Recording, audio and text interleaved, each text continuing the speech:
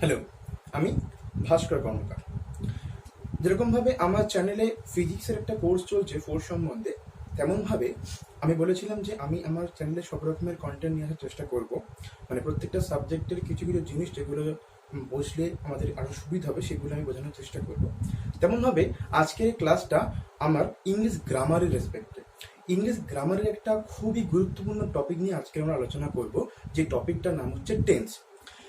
এই টপিকটা নিয়ে আলোচনা করার কারণটা হচ্ছে, আমরা জানি এটা অত্যন্ত একটা সহযোগ্য ব্যাপার, কিন্তু যদি আমরা ট্রান্সফরমেশন করতে যাই, ভয়েস ন্যারেশন যা কিছুই করতে চাই না কেন, আমাদেরকে এই টপিকটাকে খুব সহজেই এবং খুব গুরুত্বপূর্ণভাবে পড়তে হবে।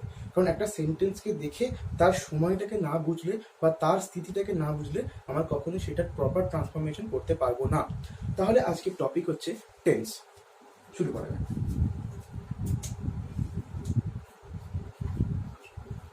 টেন্স বাংলায় যাকে বলে ক্রিয়ার কাল।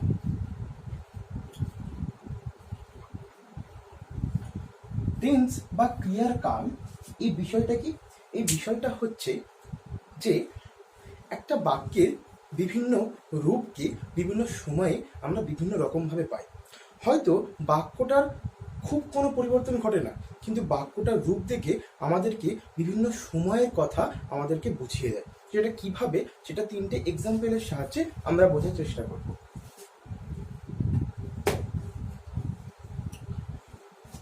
আমি এখানে তিনটে এক্সাম্পল নিচ্ছি।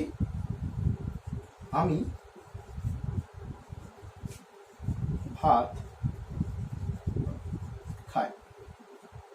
সেকেন্ড, আমি ভাত খেলাম। থার্ড, আমি ভাত খাব। এই তিনটে বাক্য যদি আমরা খুব সহজে খুব ভালোভাবে লক্ষ্য করি, তাহলে দেখব যে এই তিনটে বাক্যের দুটি ওয়ার্ড কিন্তু প্রত্যেকটাতে কমন। সেটা কোনটা না? এই দুটো প্রত্যেকটা বাক্যে কমন। শুধুমাত্র চেঞ্জ কোথায় এসছে? এই জায়গাটায় চেঞ্জ এসছে। তো এই শব্দটাকে আমরা কি বলে থাকি না, বাক্যে কোনো শব্দ যদি কোনো কিছু কাজ করা বোঝায়, তাহলে আমরা সেই শব্দটাকে কি বলি না, ক্রিয়াপদ। বাক্যের যে পদ বা যে শব্দের মাধ্যমে কোনো কিছু কাজ করা বোঝায় তাকে আমরা ক্রিয়াপদ বলি, যেটা ইংরেজিতে আমরা ভার্ব বলি। আচ্ছা, এবারে লক্ষ্য করে দেখো, এই তিনটে যে বাক্য আমি লিখেছি, এই ক্রিয়াপদগুলো চেঞ্জ হওয়ার জন্য এই বাক্যের মধ্যে একটা সময়ের পার্থক্য দেখা যাচ্ছে। এটা কেমন ভাবে?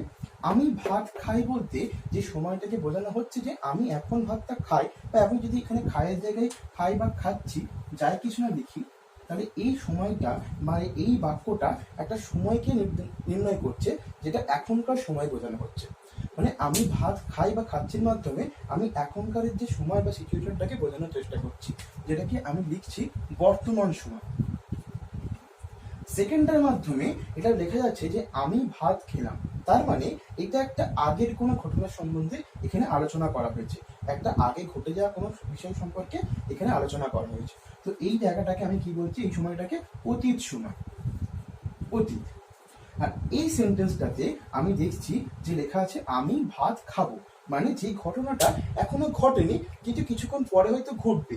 তো সেই সময়টাকে রিপ্রেজেন্ট করছে কি এই বাক্যটা, যে বাক্যটা কি বলছে না কিছুটা সময় পরে কাজটা ঘটবে, সেইটাকে আমি সেই সময়কালটাকে আমি বলছি ভবিষ্যৎ। আমরা এখনো পর্যন্ত পৃথিবীতে যে কটা সময়ের অস্তিত্ব আছে তার মাঝখানে এই তিনটে আমরা পেয়ে থাকি, বর্তমান, অতীত, ভবিষ্যৎ। তো এর সঙ্গে ক্রিয়ার কালের কানেকশনটা কি? তার মানে এই তিনটে বাক্যের সময়ের পরিবর্তনটা কি ঘটাচ্ছে? এই ক্রিয়া নামক পদটা। তাহলে ক্রিয়া নামক পদটা এই বাক্যের সময়ের কালের পরিবর্তন ঘটাচ্ছে বলে এই যে ফরমেশনটা মানে ক্রিয়াপদের চেঞ্জের মাধ্যমে বাক্যের সময়ের যে পরিবর্তন, এইটাকেই বলা হয় বাংলায় ক্রিয়ার কাল, যাকে ইংরেজিতে আমরা টেন্স হিসাবে পড়ি। কি বললাম, বোঝা গেল? আচ্ছা, এইবারে আমি টেন্সটা যখন পড়াচ্ছি তোমরা পারো একটু খাতা নিয়ে বসে এগুলো নোট করার চেষ্টা করো, কারণ এটা এমন একটা জিনিস, খুবই বেসিক জিনিস গ্রামারের, বাট খুবই এসেন্সিয়াল একটা জিনিস। আচ্ছা, এই টেন্সকে আমরা তাহলে ক ভাগে ভাগ করতে পারলাম? কিন্তু সময় ক ভাগে ভাগ করতে পারলাম? এক হচ্ছে বর্তমান, মানে প্রেজেন্ট টেন্স বর্তমানকাল, অতীতকাল মানে পাস্ট টেন্স, আর হচ্ছে ভবিষ্যৎকাল মানে future tense.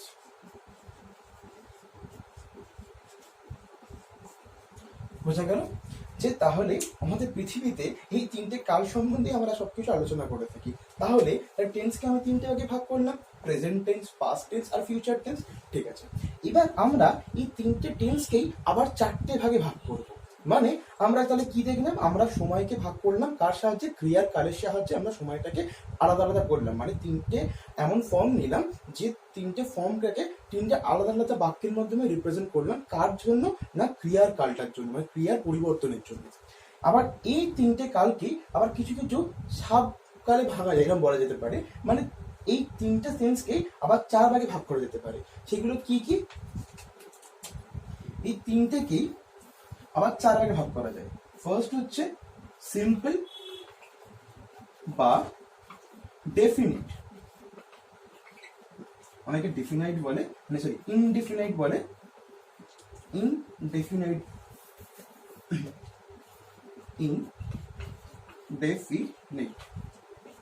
Indefinite.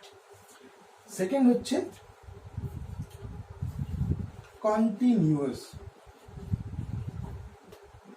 Third perfect, fourth হচ্ছে পারফেক্ট কন্টিনিউয়াস। এই চার ভাগে আবার এই প্রত্যেকটা টেন্সকে বর্তমান, অতীত, ভবিষ্যৎ, প্রেজেন্ট, পাস্ট, ফিউচারকে আবার এই তিন ভাগে ভাগ করা যায়। এগুলোর বাংলা ট্রান্সফরমেশন মানে বাংলা আছে, মানে এগুলো প্রত্যেকটারই বাংলা আছে, সেগুলো আমরা পরে যখন বাংলা ক্লাস করবো তখন আমরা শিখবো। ঠিক আছে, আচ্ছা তাহলে এখন আমরা এটা করে নিচ্ছি। এইবারে আমি প্রত্যেকটা ভাগকে একবার করে এক্সপ্লেন করবো। মানে প্রেজেন্ট ইনডেফিনাইট বা simple present, present continuous, present perfect continuous, একইভাবে পাস্ট, ফিউচার, এই দুটোকে এক্সপ্লেন করবো। তাই আজকে শুধুমাত্র আমরা সিম্পল আর কন্টিনিউয়াসটা নিয়ে কথা বলবো। মানে প্রেজেন্ট ইনডেফিনাইট বা সিম্পল প্রেজেন্ট নিয়ে আমরা আলোচনা করবো, আর কি নিয়ে, প্রেজেন্ট কন্টিনিউয়াস নিয়ে। তো চলো আসো, প্রত্যেকটা তুমি যদি খাতায় লিখে রাখো তাহলে তোমাদের খুবই সুবিধা হবে পরবর্তীকালে এগুলো করতে। এগুলো মেনলি যে কাজে লাগে টেন্সটা, এটা ট্রান্সলেশনের জন্য কাজে লাগে। মানে বেঙ্গলি টু ইংলিশ যখন ট্রান্সলেশন করি বা কখনো যখন ট্রান্সফরমেশন করতে হয়, তখন আমাকে সেই দেখে সেই বাক্যের টেন্সটা কি বুঝতে হয়, তারপরে আমি প্রপার ট্রান্সফরমেশনটা করতে পারবো, না হলে ট্রান্সফরমেশনটা কি হবে, তা ভুল হয়ে যাবে। তো ফার্স্ট পার্ট মানে কি শুরু করছে, প্রেজেন্ট ইনডেফিনিট বা সিম্পল প্রেজেন্ট।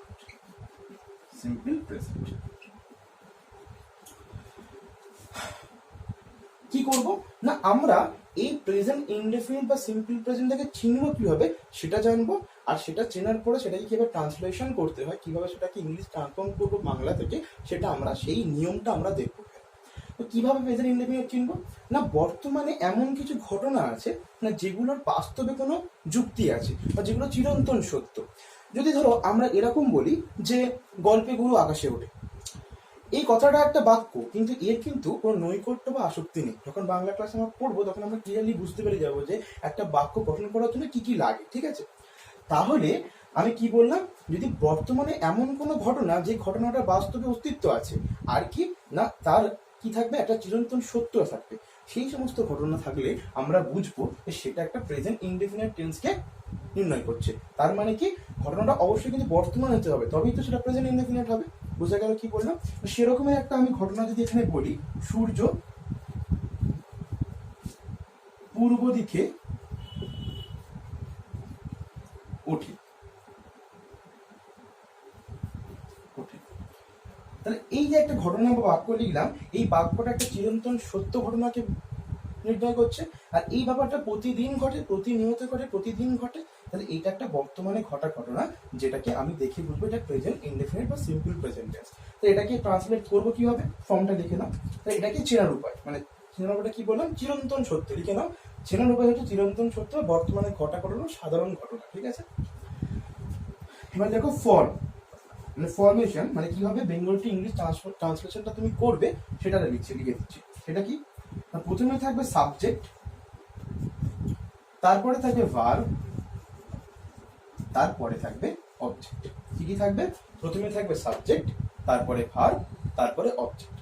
এবারে একটা স্পেশাল কেসে যদি সাবজেক্ট থার্ড পারসন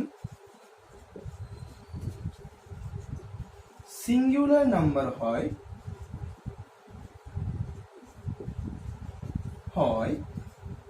তখন ভার্বের সঙ্গে এস বা ইএস এই দুটো যুক্ত হয়। কি বললাম? যদি subject third person singular number হয় তাহলে ভার্বের সঙ্গে এস বা ইএস এই একটা করে যুক্ত হয়। ঠিক আছে? কেমন? থার্ড পারসন কি আমরা সবাই জানি, আর সিঙ্গুলার নাম্বার কি আমরা জানি। এই দুটো কন্ডিশনকে কিন্তু হোল্ড করতে হবে। মানে একটা কন্ডিশন হোল্ড করলো আর একটা করলো না, তাহলে কিন্তু এস বা ইএস হবে না।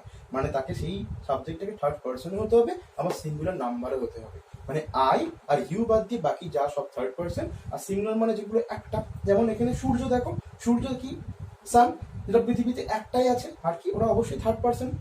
যখন থার্ড পারসন সিঙ্গুলার নাম্বার হবে তখন এই অনুযায়ী যদি এটাকে আমরা ট্রান্সলেট করতে যাই তাহলে কি হবে? দি সান, তাহলে ভার্ব, মেন ভার্ব কি? রাইজ, তার সঙ্গে এস বা ES, rises in the east. বোঝা গেল? কি করলাম? সাবজেক্ট ভার্বে, যদি subject third person singular number হয় তাহলে ভার্বের সঙ্গে এস বা ইএস, সেটা কখন এস কখন ইএস সেটা করতে করতে আমরা বুঝে যাব। এস বা ইএস যুক্ত হয়, তারপরে অবজেক্ট ইন দা ইস্ট। তাহলে এটা সাবজেক্ট, এটা ভার্ব, এটা অবজেক্ট। বোঝা গেল? এটাই হচ্ছে প্রেজেন্ট ইনডেফিনিট টেন্সের বা সিম্পল প্রেজেন্ট টেন্সের ট্রান্সলেশন করার বা ট্রান্সফরমেশন করার নিয়ম। বোঝা গেল কি?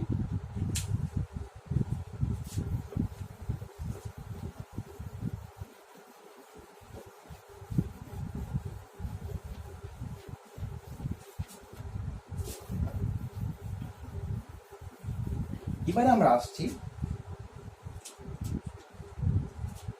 প্রেজেন্ট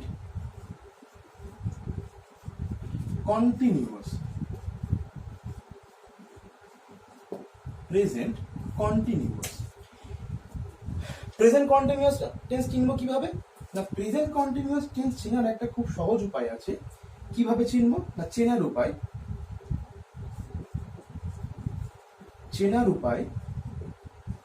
কি না, বাক্যে ক্রিয়াপদের শেষে, লিখে নাও খাতায়, ক্রিয়াপদের শেষে যদি তেছি, তেছো এই ফর্মেশনেই পড়ে যাবে। তেছেন বা ইতেছি, ইতেছো, ইতেছেন থাকে, তখন আমরা বুঝবো যে এটা প্রেজেন্ট কন্টিনিউয়াস টেন্স হবে। বাংলা কার শেষে বললাম? ক্রিয়াপদের শেষে। যেরকম খাচ্ছি, যদি এটাকে আমরা ভাঙি বা এটা যদি পুরো লিখি তাহলে কি? খাইতেছি। সাধু ভাষা যদি করি তাহলে দেখো এই টার্মে পড়ে যাচ্ছে। প্রত্যেকটা ক্রিয়াপদই যখনই দেখবে এই ফরমেশনে পড়ছে তাদের ক্রিয়াপদগুলো, তখনই বুঝবে এটা প্রেজেন্ট কন্টিনিউয়াস টেন্স। ঠিক আছে? চেনার উপায় হয়ে গেল। এবার এই ফর্মটা লিখে দিচ্ছি, মানে কি ফর্ম ইউজ হবে এখানে। যেমন সাবজেক্ট বসে সাবজেক্ট, এখানে একটা অক্সিলারি ভার্ব আসবে যেটা হবে বি ভার্ব। এটা কি? বি ভার্বটা কি? যখন ভার্বের ক্লাস করা হবে তখন খুব ক্লিয়ারলি বোঝা যাবে। প্রথমত এখন বি ভার্ব মানে এখানে এম, ইজ বা আর, আমরা মোটামুটি সবাই জানি কম বেশি। এম, ইজ, আর ইউজ হবে প্রেজেন্ট টেন্সে। তারপর মেইন ভার্বের এর আইএনজি যুক্ত হবে, মেইন ভার্বের সঙ্গে আইএনজি যুক্ত হবে প্লাস অবজেক্ট। বোঝা গেল? সাবজেক্ট, তারপর বি ভার্ব যেটা হচ্ছে অক্সিলারি ভার্ব এক ধরনের, তারপর মেইন ভার্বের আইএনজি, তারপর অবজেক্ট। ঠিক আছে? চলো একটা এক্সাম্পল দেখা যাক। আচ্ছা, একটা এক্সাম্পল নেই কি, যেটা আমি উদাহরণ দিচ্ছি সেটা নিচ্ছি যে আমি ভাত খাচ্ছি। দেখো খাচ্ছিটা খাইতেছি হয়ে গেল, তার মানে এটা প্রেজেন্ট কন্টিনিউয়াস টেন্সে পড়ছে। মানে কি? এমন একটা ঘটনা যার মাধ্যমে প্রেজেন্ট টেন্সে প্রেজেন্ট কালে একটা ঘটনা ঘটার কথা বলা হচ্ছে, মানে যেটা কন্টিনিউ ধরে ঘটছে। আমি ভাত খাচ্ছি, মানে একটা সার্টেন টাইম ধরে এই ঘটনাটা ঘটছে, তাই জন্যই কিন্তু প্রেজেন্ট কন্টিনিউয়াস টেন্স বলা হচ্ছে। আর চেনার উপায়টা আগে লিখে দিলাম, এই ফরমেশন। তাহলে কি কোনো ঘটনা যেটা বর্তমানকালে ঘটছে একটা সার্টেন টাইম ধরে, সেই ধরনের ঘটনাকে আমি প্রেজেন্ট কন্টিনিউয়াস টেন্সের ঘটনা বলবো, যার চেনার উপায় আমি লিখে দিলাম এবং যার ফরমেশন হচ্ছে এই। যেরকম ভাবে আমি এখন ট্রান্সলেটটা করবো, তাহলে কি হবে, আই অ্যাম ইটিং রাইস। আচ্ছা, এবারে মিলিয়ে দিই। সাবজেক্ট আই, বিভার আয়ের পরে সবসময় অ্যাম বসে, আর হির পরে সবসময় ইজ বসে, বাকি সব প্লুরাল ক্ষেত্রে, বাকি আর যায় সব কিছুর ক্ষেত্রে আর বসে, ঠিক আছে। আচ্ছা, I am eating. Eating double T কেন হলো সেটাও পরে বলে দেবো, কারণ সিঙ্গেল সিলেবল যুক্ত ওয়ার্ড হলে তার আইএনজি করার সময় তার লাস্ট লেটারটাকে ডাবল করে ইউজ করা হয় আইএনজি, ঠিক আছে, যখন সিঙ্গেল সিলেবল ওয়ার্ড হয়। তাহলে I am eating object rice, তাহলে এখান থেকে হচ্ছে আই সাবজেক্ট, এটা হচ্ছে বি ভার্ব, যেটা হচ্ছে এক ধরনের অক্সিলারি ভার্ব, এটা হচ্ছে মেইন ভার্ব, এটা হচ্ছে অবজেক্ট। তাহলে পুরো ফরমেশন চলে গেল, ঠিক আছে। তাহলে এই অনুযায়ী প্রেজেন্ট কন্টিনিউয়াস টেন্সের ট্রান্সলেশনটা হয়। তাহলে আজকে আমরা কি কি শিখলাম না, প্রেজেন্ট টেন্সে প্রেজেন্ট ইনডেফিনিট টেন্সটা কি শিখলাম, প্রেজেন্ট কন্টিনিউয়াস টেন্সটা কিভাবে করবো সেটা শিখলাম, আর টেন্স ব্যাপারটা কি সেটা শিখলাম। আর এটা এতটাই গুরুত্বপূর্ণ ব্যাপার, কারণ এটা জানলে তবেই আমরা প্রত্যেকটা আর যে গ্রামারের যে ফর্মগুলো আছে সেগুলো সহজেই পড়তে পারবো। ওকে, তো thank you for watching my channel, and এরকম ভিডিও, ইংলিশের ভিডিওগুলো আরও পড়া পেতে থাকলে please subscribe my channel. Okay, thank you.